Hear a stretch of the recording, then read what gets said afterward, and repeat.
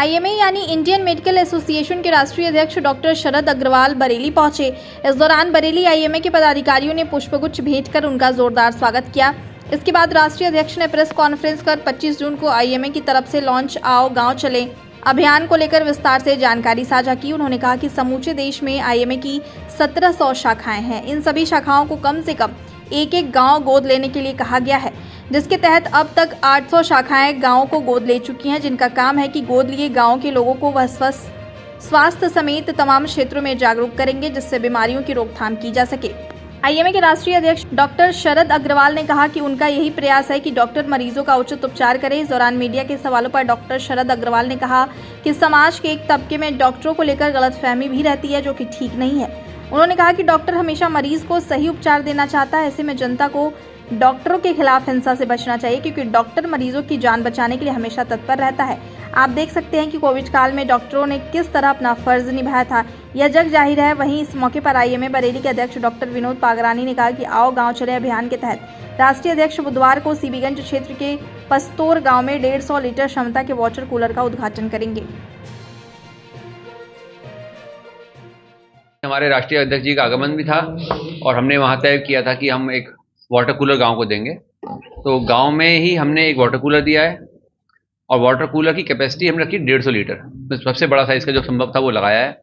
उसमें फ़िल्टर भी लगाया है, स्टेबलाइजर भी लगाया है और वाटर कूलर की जो टंकियां हैं वो बाहर तक वॉल तक आ रही हैं, ताकि जो आसपास के स्कूल वाले हैं बच्चे, उसका हाइट थोड़ी नीचे रखी गई है ताकि बच्चे भी पी पाएँ।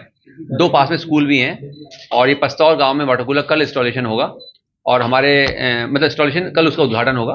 हमारे आदरणीय अध्यक्ष जी कल लगभग 1-1:15 बजे के आसपास उस वाटर कूलर का पस्तौर गांव में सीबीगंज में उसका उद्घाटन करेंगे। ये आओ गांव चले प्रोजेक्ट के तहत ही हो रहा है। हम लोग गवर्नमेंट से लगातार बात कर रहे हैं कि एक सिंगल विंडो लाइसेंसिंग हो, एक जगह से हमें एक बार में सब चीज़ मिल जाए और एक हर बार ये ना हो कि कभी कोई टैक्स लगा दिया, कभी कोई टैक्स लगा दिया। और नगर निगम टैक्स लगाती है, नगर निगम सुविधा क्या दे रही है, किस बात का टैक्स लगा रही है?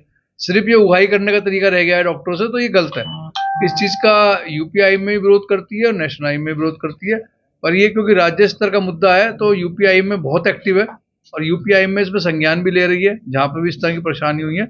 नेशनल मुद्दा ये है कि जो एक नेक्स्ट का टैक्स लाने वाले थे सरकार बच्चों के लिए, वो एक बड़ा मुद्दा था जो आप लोगों के सहयोग से हमने हेडक्वार्टर ने उस पर तुरंत इंटरवीन करा, हेल्थ मिनिस्टर जी से भी रिक्वेस्ट करी और एक लेटर लिखा जो कि वो डेफर हो गया है। इस बार वो लेटर आ गया है कि वो अब नहीं हो रहा है। तो उसमें आप लोगों का बड़ा धन्यवाद कि आप लोगों ने आईएमए का साथ दिया। मीडिया के माध्यम से हमने उस चीज़ को उठाया था और लेटर भी लिखा था। तो जो मेडिकल के स्टूडेंट्स के बच्चों के लिए पीजी और लाइसेंसिंग एग्ज़ाम एक करने जा रहे थे, जो कि बहुत ही गलत चीज़ है, वो रुक गया है। वायलेंस एक बहुत बड़ा इशू है डॉक्टर्स के ऊपर, वायलेंस का मुद्दा है। आपसे हमारी ये रिक्वेस्ट है कि अपने माध्यम से आप भी सोसाइटी को एजुकेट कीजिए कि हर इलाज का, हर गंभीर मरीज का ये गारंटी नहीं हो सकती कि वो एक ही रिजल्ट आएगा। अगर ऐसा होता तो दुनिया में सारे डॉक्टर जिंदा रहते, कोई डॉक्टर ना मरता। तो जिंदगी और मौत हमें मानना पड़ेगा, ये ऊपर वाले के हाथ में है।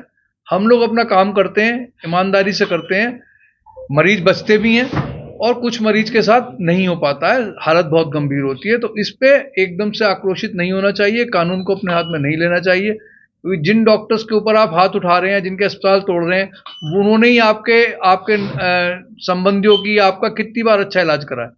तो इस तरह से नहीं होना चाहिए। अगर डॉक्टर ही शहर के छोड़ के चले जाएंगे तो फिर आप कहाँ जाइएगा? ये हमारी आपसे एक विनती है कि अपने माध्यम से सोसाइटी को आप भी एक एजुकेट कीजिए कि वायलेंस इज नो। अगर आपको किसी चीज़ की कोई शिकायत है, कोई कंप्लेंट है, तो बहुत सारे रिड्रेसल फॉर्म है, कोर्ट हैं, आप वहाँ जा सकते हैं, अपना केस लड़िए। अगर आपकी किसी पड़ोसी से लड़ाई हो जाती है या किसी बात पे मतभेद है, तो आप थोड़ा उसको डंडा लेके मारने चले जाते हो, आप कोर्ट में जाते हो, केस करते हो। तो एक हिंदुस्तान का एक सिस्टम है, लॉ है, उसमें जाएं, उसमें कंप्लेंट करें। अगर वो किसी ने गलती करी है तो सजा भुगतेगा।